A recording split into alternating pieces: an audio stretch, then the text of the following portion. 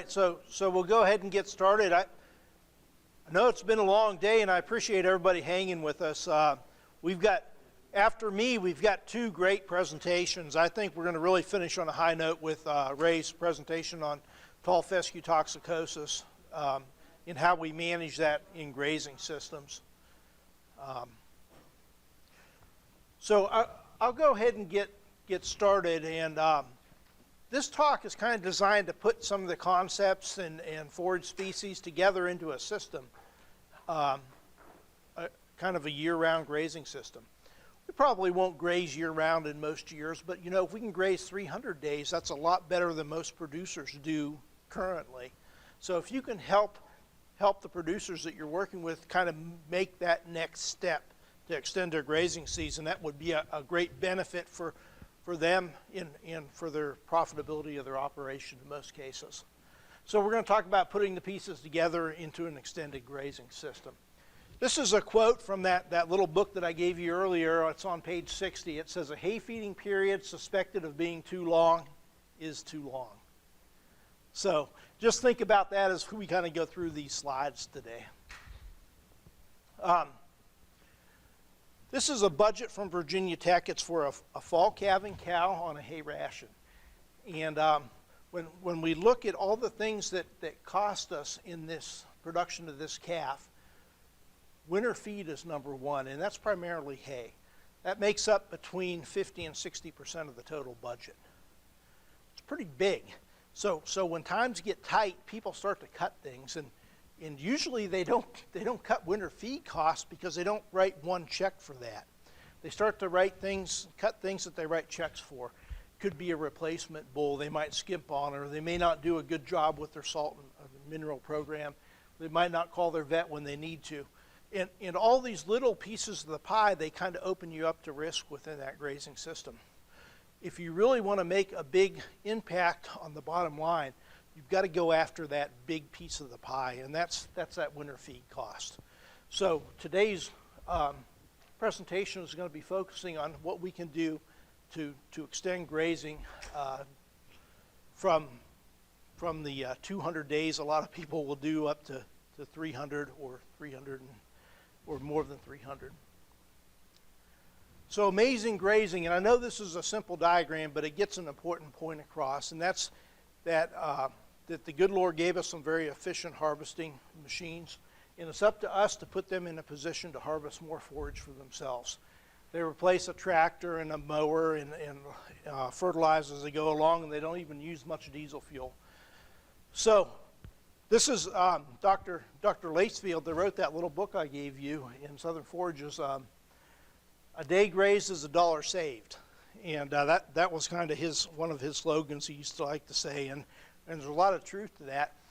And like anything, as you graze more days of the year to extend the grazing season, as you get to the 365th day, that's going to cost you more to extend that last day than it does the first day that you extend grazing. So there is a diminishing return, and a lot of times you have to look at the system and kind of find where that balance is for you or for your producer that you're working with. It may not be 365 days. It may be 315 days or 300 days is going to be the most profitable for their particular operation.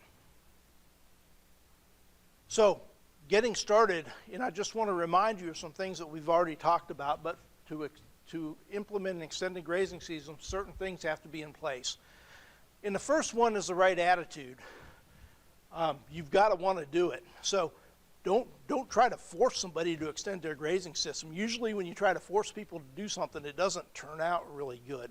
If they go into it with a negative attitude and say this is never going to work, chance of them being successful is pretty slim. You're going to have problems, you're going to have roadblocks, but if you've got a good attitude going into it, you kind of find your way around those problems. You got to have some kind of a controlled grazing system in place. You can call that a lot of different things: rotational stocking, controlled grazing, management intensive grazing, mob grazing, whatever you want to call it. But somehow you've got to be in charge of making those grazing decisions, not the animals. Water's key to this. You've got to have a good, reliable water source, and you've got to have the water points placed so that you can manage grazing. And again, that's going to let you manage that residual height, so how close they graze, and then also how long that pasture is rested for. And it's going to increase productivity and drought tolerance within that grazing system. And it'll help build stronger nutrient cycles, because as we subdivide and make those pastures small, we get better and more uniform distribution of nutrients within that grazing system. And we can also manage for botanical composition and manage to favor legumes in that stand, which will bring nitrogen into that grazing system. I like to tell people is don't get wrapped up into thinking that you have to be moving animals every 2 days. You know, that's the bad way to start rotational grazing, because that really turns a lot of people off. If you can just get them to take one pasture and put a poly wire up in the middle so they have 2 pastures and rotate back and forth, that's a great starting point. And they'll start to see the benefits of that, and then all of a sudden they'll have 4 pastures and then maybe 6 pastures. But don't let people think that they've got to have a 2-day rotation to start with. You know, if they can just get one poly wire up, and then you want to build flexibility into that system. I always tell people when they graze stockpiled tall fescue, you know, it's best if we can strip graze it and move that fence every 2 to 3 days. That's ideal. But look, I realize a lot of people work off the farm. It's dark when they leave in the wintertime, and it's dark when they come home. And look, it doesn't make sense to be out there in the dark trying to move a fence, so maybe you move it once a week on a Saturday, or maybe Sunday after church. That system has to fit what you want to do and what your desires are. If it doesn't, then it's not a system that's going to work for you.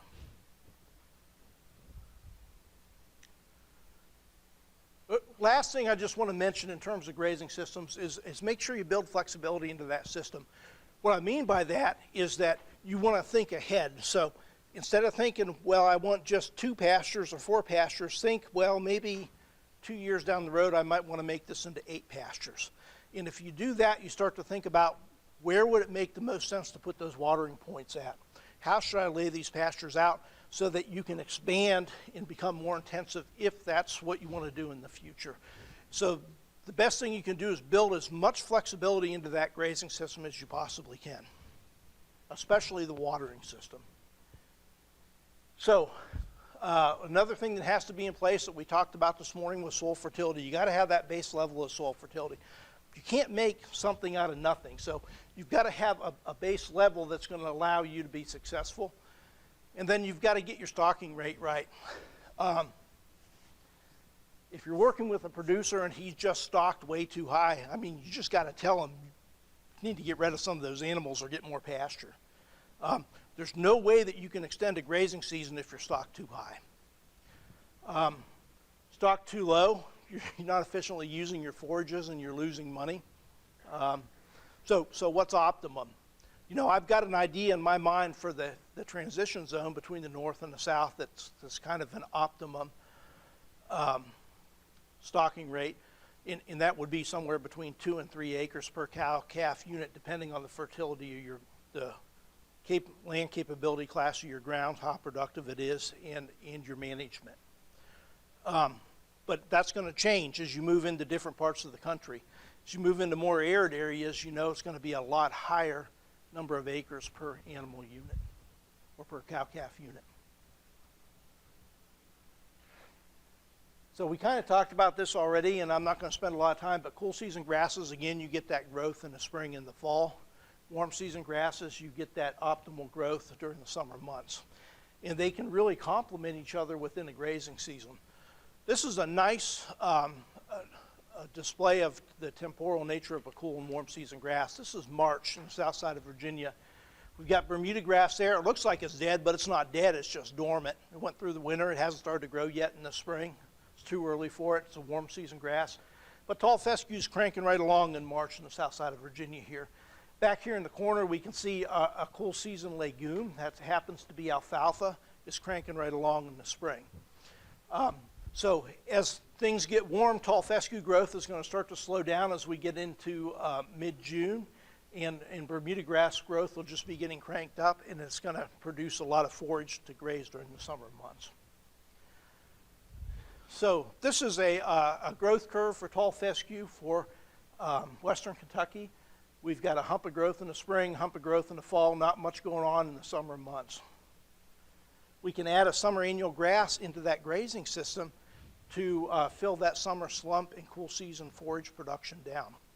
This slump in cool season forage production happens just not in tall fescue, but it happens if you're orchard grass based or you're smooth brome based or whatever cool season grass is that you're growing is going to have generally more growth in the spring and the fall than during the summer months. And a lot of times a small acreage of annuals within that system can really fill in that summer slump in forage production. I'm going to talk about our main forage base in the transition zone, and that's tall fescue. And this is a grass that we love to hate. It's got some great attributes, and then it's got some challenges associated with it too that Dr. Stegman is going to talk about. Wherever you are in the United States, you've got to figure out what your forage base is. When we talk about grazing systems, in my opinion, a profitable grazing system is going to be based on a well-adapted perennial forage species that's supplemented with annuals as needed. So we should probably never be talking about a forage system that's completely based on annuals, but one that's based on a well-adapted perennial forage, whatever that may be for your particular location, supplemented with annuals as needed. So tall fescue is our best adapted cool season grass, and sometimes we view it as a curse, but we really should be thinking about it as a blessing. And I had an old producer tell me in a meeting once, he says, you can moan and complain all you want about tall fescue, but the simple fact of the matter is it's weaned more calves than any other grass in the transition area of the United States. So we probably need to learn how to work with it in grazing systems. And I think that's true. And we want to focus on management with tall fescue, optimizing soil fertility, managing for legumes in those stands to kind of dilute the problem with tall fescue toxicosis, and Ray will talk more about that, incorporating novel endophyte tall fescues where they make sense in grazing systems. They may not always make sense on some farms, and that's something that we need to realize as people that are advising producers. Sometimes it makes a lot of sense to incorporate novel endophyte tall fescue, and sometimes it just doesn't make sense, especially if the infrastructure for grazing management isn't there. I think you're wasting your money with a novel endophyte if you can't manage grazing on it. You know, I'll leave it at that.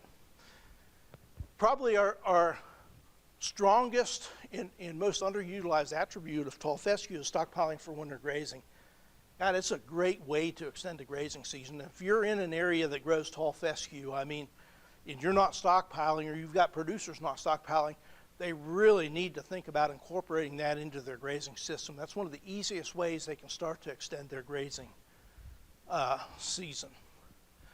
This is on the south side of Virginia. This is February 10th in 2010, and we don't get a lot of snow there. We get about 10 inches a year or so.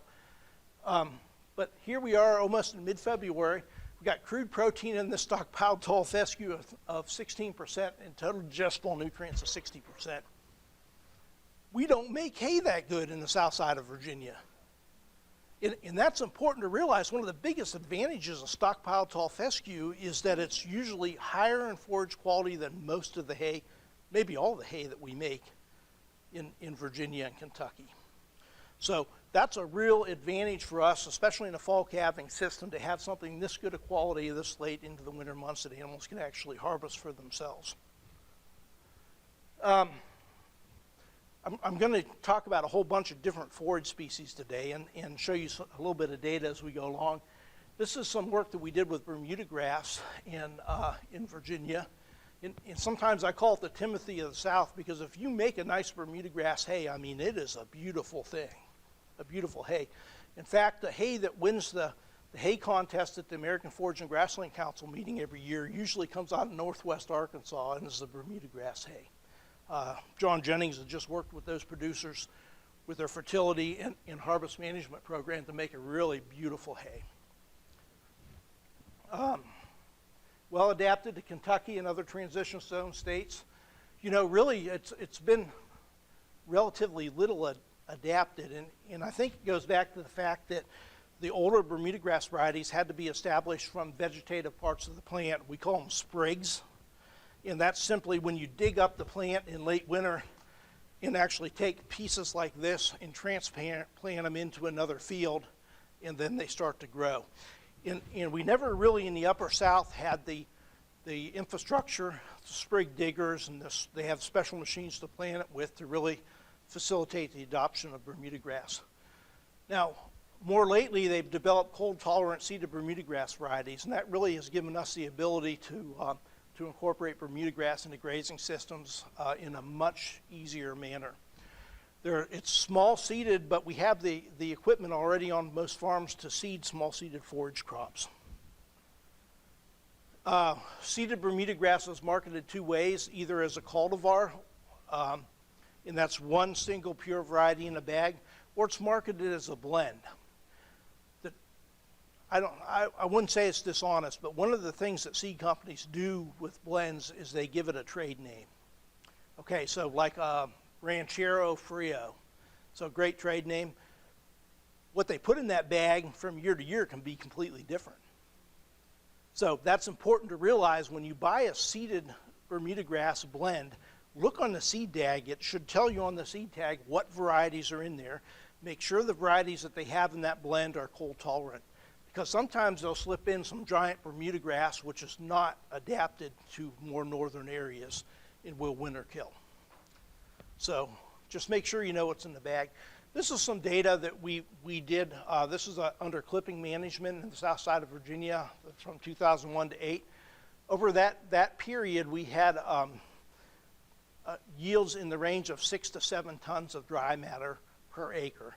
Now this was under intensive management, so we had good fertility on this, and then we had clipping every 25 to 30 days. So as soon as we saw the first seed head, we will come in and clip these plots. These yields won't be as high as if it is under grazing, but still, even if you take a third away from that, those are still pretty substantial yields for the summer months. This is another trial that we did, and one of my sidelines is I collected local Bermudagrass varieties when I went on to farms and kind of brought them back to the research station and put them under improved management and in plots. And so you can see that some of my local selections did as well as some sprigged and seeded types of Bermudagrass. Why am I showing you this? Not because I want you to use those, but a lot of times if you go on farms, there already be Bermudagrass in those pastures, and it's just a matter of management. And some of these varieties or ecotypes of Bermudagrass can be quite productive when they're placed under improved management. I selected this one at the research station, Southern Piedmont Agricultural Research Station. This one came from a county jail that I found at Jailbreak, and then this was from a farm in central Virginia. So some of the selections were pretty good when put under improved management. This is just a nitrogen response to Bermudagrass. We did some nitrogen response work over the years, and what I want you to take home from this is not so much the numbers, but Bermudagrass is a nitrogen lover, and we're going to have to put some nitrogen on it to optimize yield. And if you're not willing to do that, then Bermudagrass may not be a species that you want to incorporate into your grazing system.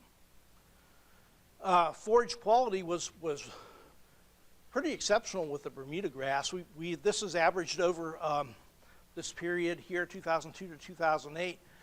When we looked at crude protein with good nitrogen management, you know, we were up around 14 to 15% crude protein in Bermudagrass.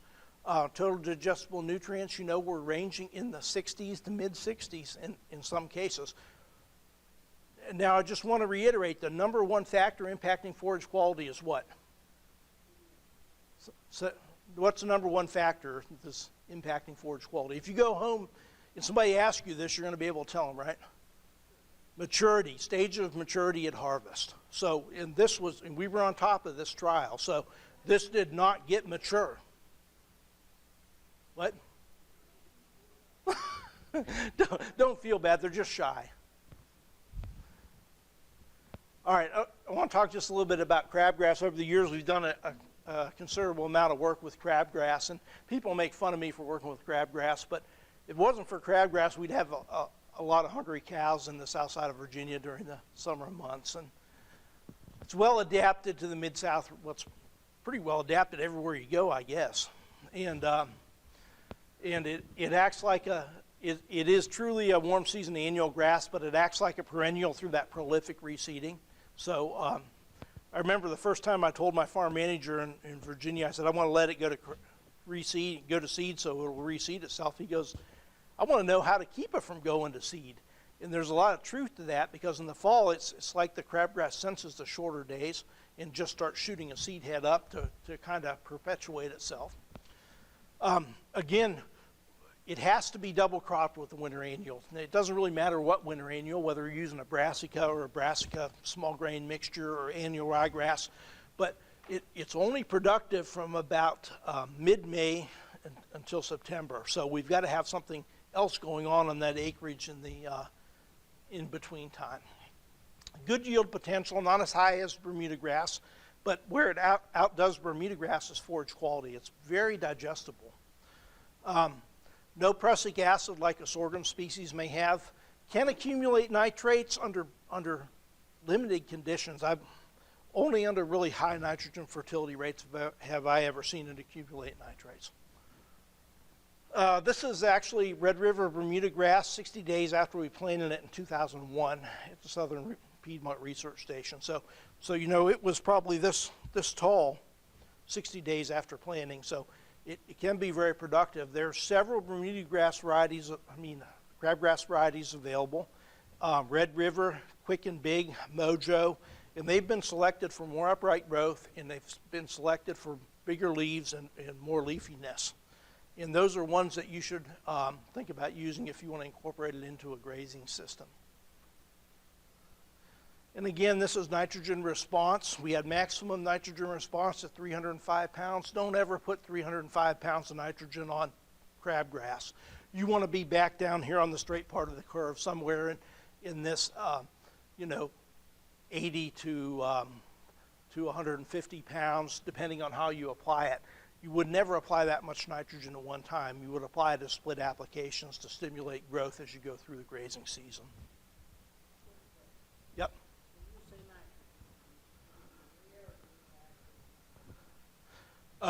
Actual units of elemental nitrogen. So that, no, yeah, it could, yeah. No, urea would be 46% nitrogen. So if you wanted to get 150 pounds of actual nitrogen as urea, you'd put on about 150. No, you put on 320 pounds, yeah.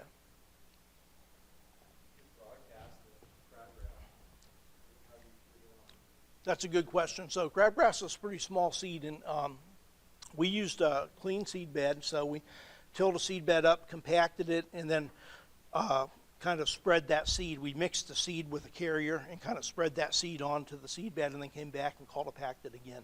It's a pretty small seed, so we don't want it real deep, not deeper than about a 1/4 inch into the seed bed. You can interseed it into pastures, but somehow you got to get it incorporated into the soil, and it's going to work best where there's a hole in the sod. So R.L. Dalrymple, that's the guru of crabgrass, says that it needs a 6-inch space to grow in. So if you got a hole that's 6 inches in that sod, then a crabgrass plant can grow in there, and it kind of fills in. It's not a species that's going to take a pasture over. So say I had a well-managed tall fescue sod or an orchard grass sod, and there was no openings in it, you could broadcast crabgrass seed on there, but you wouldn't get a stand because there's no place for it to grow. It comes in where there's an opening in that sod. It's kind of what I call a species of opportunity. And that's where we see it at in pastures. It kind of fills in those open spots in the summertime. In tall fescue pastures, there may have been grazed a little bit too hard during the summer months and kind of opened a place up in that sod. The seeding rate for crabgrass, just in case you're interested, is 4 to 6 pounds per acre. So not a lot of seed, so somehow you've got to get that seed mixed with the carrier to get it spread out on that field. A lot of times you can mix it with just a little bit of fertilizer and broadcast it on. So very high in vitro digestibility. That's when we take that forage material and put it in rumen fluid that we get out of the animal and measure what disappears, and 75 to 90% depending on the stage of maturity. Crude protein, 6 to 14%. Usually in season is 10 to 14%. As we tail off in September, and that plant starts to die, we get down to 6 to 8%. And of course, it was responsive to nitrogen fertilization, the crude protein. This is really always been what intrigues me. This is work that Dalrymple did over decades, and he kind of rated these crabgrass stands as poor to excellent. But on a medium quality crabgrass stand, he was getting unsupplemented gains of 1.85 pounds a day on stocker calves. That's pretty impressive for the summer months. It's not a feedlot gain, but it's a reasonable gain on a summer annual. There was a head-to-head comparison in Texas of crabgrass and Bermudagrass. Bermudagrass gained a pound a day, crabgrass a pound and 3/4 on for stocker calves. This is one I like to mention because a lot of people have it on their farm, but Johnsongrass, we often discount it, but if we've got it, I'm not telling anybody to plant it, so don't go home and tell somebody I said that, but if we've got it on a farm and we can either fight it or in some cases we can start to manage it, and it can make a good hay crop, and it can also make a good grazing crop. Again, we've got to be concerned with prussic acid as it starts to frost in the fall, and we just have to manage around that problem. And again, it spreads via seed, but also via these rhizomes, and that's what makes it such a tough competitor in a pasture or in a hay situation especially. Commonly found on old dairies and bottomland, thrives under hay management. So when we start to manage a hay field in the summertime, a lot of times we'll tend to make Johnsongrass even stronger in that stand. Not commonly found in continuous pastures because it is so palatable, the animals will tend to graze it out during the summer months. Responds to nitrogen fertilization, good quality if we manage it well. We want to harvest it for hay at the boot stage, so when that seed head's just getting ready to come out of the flag leaf of the plant. Can accumulate nitrates like other summer grasses, and does have that prussic acid potential. This was kind of an interesting article, if you get a chance to look it up. It was from the Noble Foundation, and they ranked different summer grasses in this nutritive value study, and Johnsongrass was ranked #1 in this particular study for nutritive value. So the quality is pretty good if it's managed. We'll change gears just a little bit and talk about some of the more commonly used summer annual species. So the sorghum Sudan grasses, and pearl millets. And when I was in Virginia, I was probably doing variety testing work for well over a decade with these. And it wasn't until 2009 that we started to look at more than just yield. Usually it was just yield that we were looking at. In 2009, we started to look at what we call in vitro true digestibility, and that's when we take that forage material and put in rumen fluid from the animal and measure what those microbes break down. And so this was the first harvest in 2009, and we had forage sorghum, FS, sorghum Sudan grass, pearl millet in this trial. We had more varieties in this. We had 22 or 25 varieties this particular year, but I didn't put them all on here because you can't see anything if everything's so small. But I chose 2 at the top, 2 in the middle, and 2 at the bottom. And just to kind of make some illustrations here. Some had the BMR trait, that's the brown midrib trait that improves digestibility, and some did not. What was interesting at the first harvest was the difference in yield. So from the top to the bottom of this stack of 20-some varieties, we had a yield of 3,800 pounds up to 6,800 pounds. So a tremendous difference in first harvest yield with these different varieties. And then I got the data back from the lab on the in vitro true digestibility. And what was really interesting about this was the range in digestibility, 54 to 74%.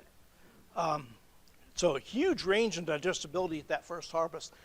When I saw those numbers come back, I said to myself, well, certainly the ones at 54% is going to be the highest yielding variety in the trial. It's more mature, it's got more growth and biomass on it. And we started to match those numbers up, and lo and behold, some of the highest yielding varieties in the trial were also some of the most digestible.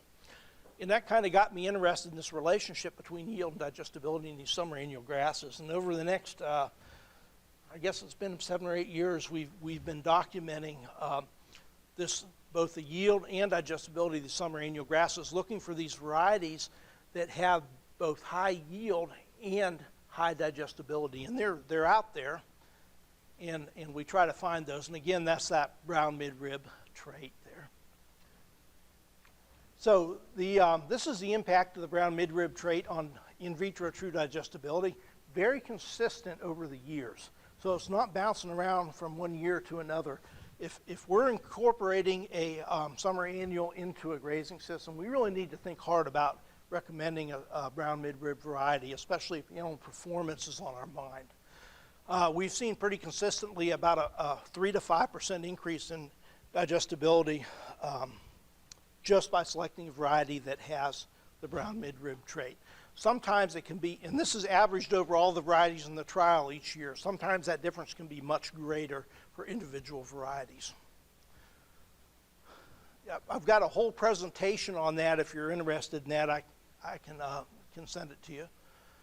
That goes into much greater detail looking at the digestibility of individual varieties.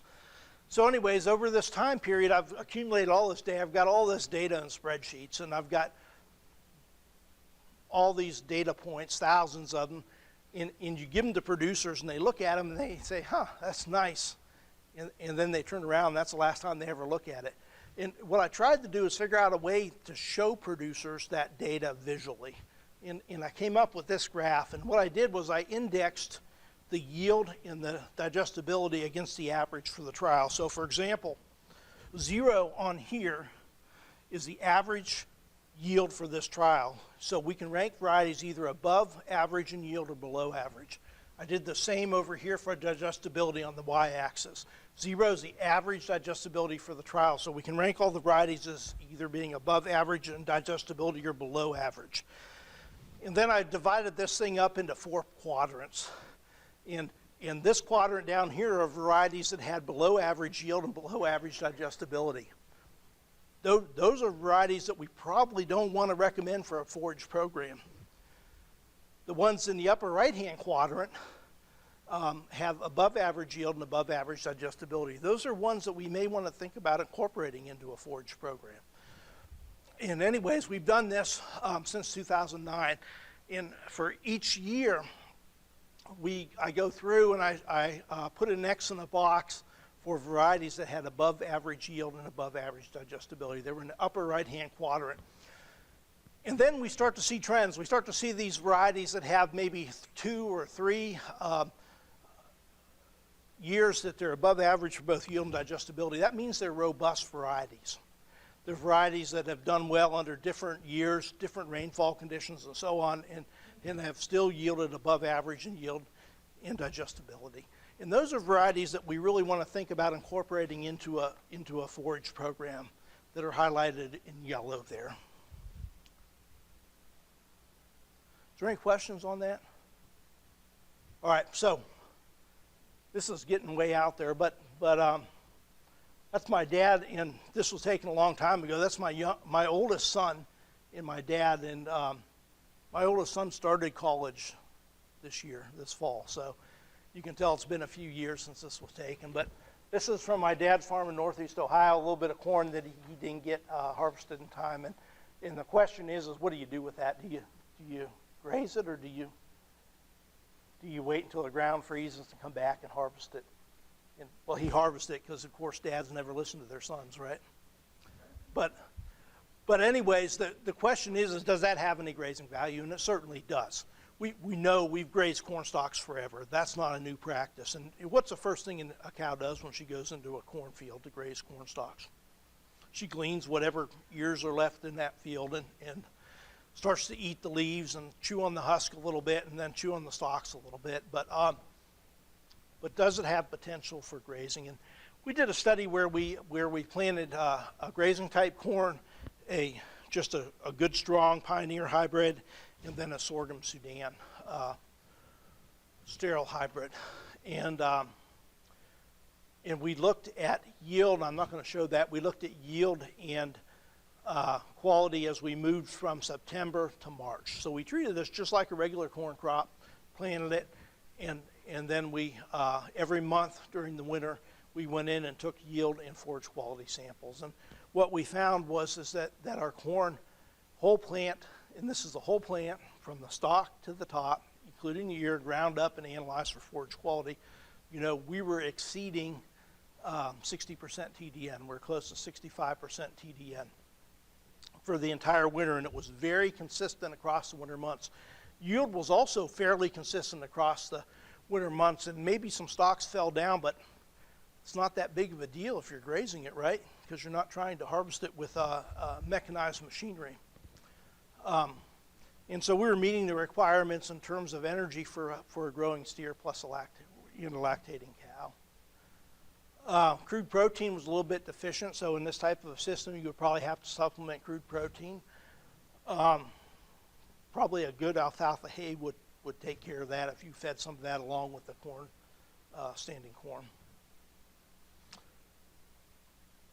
All right, I want to kind of just finish things up by looking at cool season annuals, and the one I'm going to show you is just some annual ryegrass, and this is by far my favorite cool season annual. I know the grain crops guys don't like it because it can be a pretty bad weed in small grains, but for us, if we're grazing, I mean, this is a great plant. I mean, it's just highly digestible. It regrows after grazing, so a small grain in the spring will grow, but once we graze that growing point off, it's pretty much done.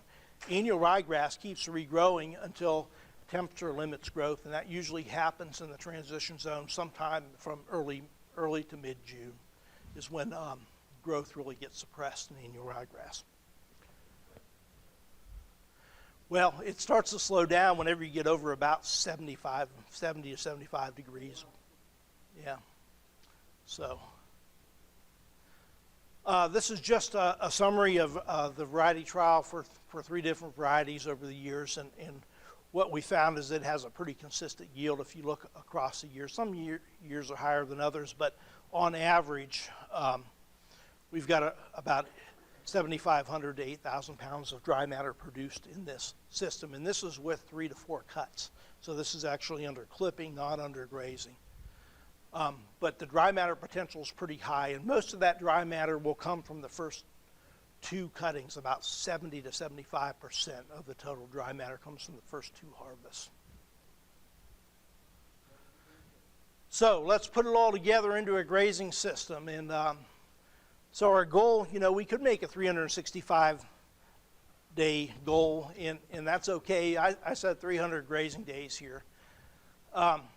This is a potential system for the transition area between the north and southern United States. We've got our one perennial, solid perennial that's well adapted to all fescue. That's our base. That's our pasture base. Love it or hate it, that's what we've got to work with. First thing we can do to extend grazing is the stockpile, that tall fescue. That's just simply allowing that growth to accumulate in the fall and utilizing it for deferred grazing during the winter months. That's really our best option for extending grazing, and if you're starting with a client that is just getting into this and he's not stockpiling, this is one of the recommendations that you can make that he can be very successful with. We can add a summer grass like a Bermudagrass or a summer annual to that system, and that's going to fill in that slump in cool season forage production during the summer months. We can come back and plant annual ryegrass or a small grain in that system. Usually that would be double cropped with this warm season grass. We can overseed Bermudagrass, or we can even double crop it with a summer annual like crabgrass or sorghum Sudan grass. And that kind of fills in, especially during the spring months between when our stockpile runs out and our perennial grazing starts. It gives us about 2 weeks more grazing in the spring months. And I always like to emphasize that a system like this requires management. And that's a very important thing, and you can't buy that. You have to just do it. And I also like to tell people is that I don't live in the dream world. It's a heck of a lot easier to stand up here and do this on a piece of paper than it is in the real world where you're dealing with floods and droughts and so on. But the point I want you to take home today is that as a grazer, you've got a lot of different tools that you can use, and it's up to you to open that toolbox up and get those tools out and kind of put them together into a system that works for you or works for your clients. All right, is there any questions? Everybody's getting tired. There's not as many questions now. Yes?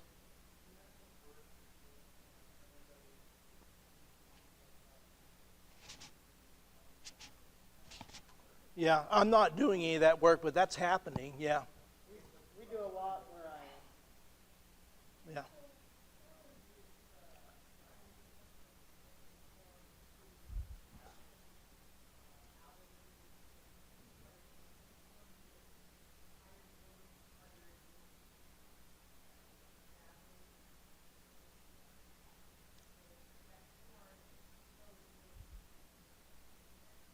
Mm-hmm.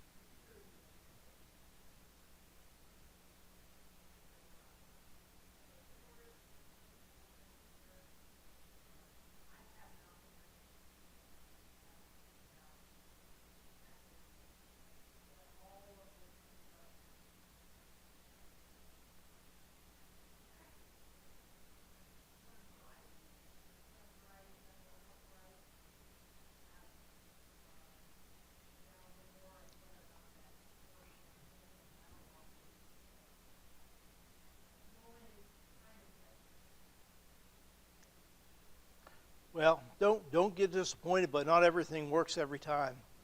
You know, so we can do everything just right, and if it doesn't rain, you know, then you can have a failure. Rain makes you look pretty smart in most cases. Is there any other questions? Yes, sir.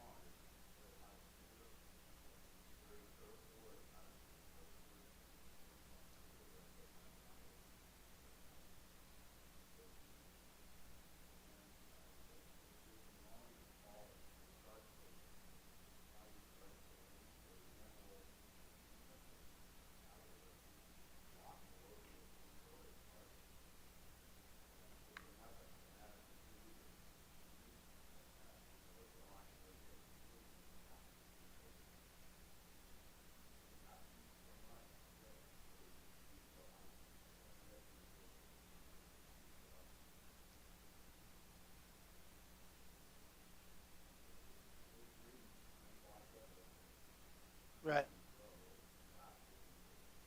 Yep. I'm glad you brought that up. You know, there was some work, I guess, out of North Carolina that showed impaction in horses grazing Bermudagrass. But I don't know whether it was consistent impaction or whether it was a lot. I think the number one factor with impaction in horses is just fresh water, you know, not having access to fresh water. And Bermudagrass is no different than any other forage species. As it matures, I mean, the digestibility is will probably go down quicker than other forage species. So being on top of management is really critical. I kind of look at the impaction issue in horses and think, you know, if it was that big of a deal, we wouldn't have any horses in the southern United States, because almost every horse pasture is full of Bermudagrass in the south. Are there any other questions or comments? Appreciate your attention. I appreciate you hanging on. If I could ask you to do one thing for me, when you fill your evaluations out, could you just write down where you're from on that evaluation, what state you're from or what country you're from? That,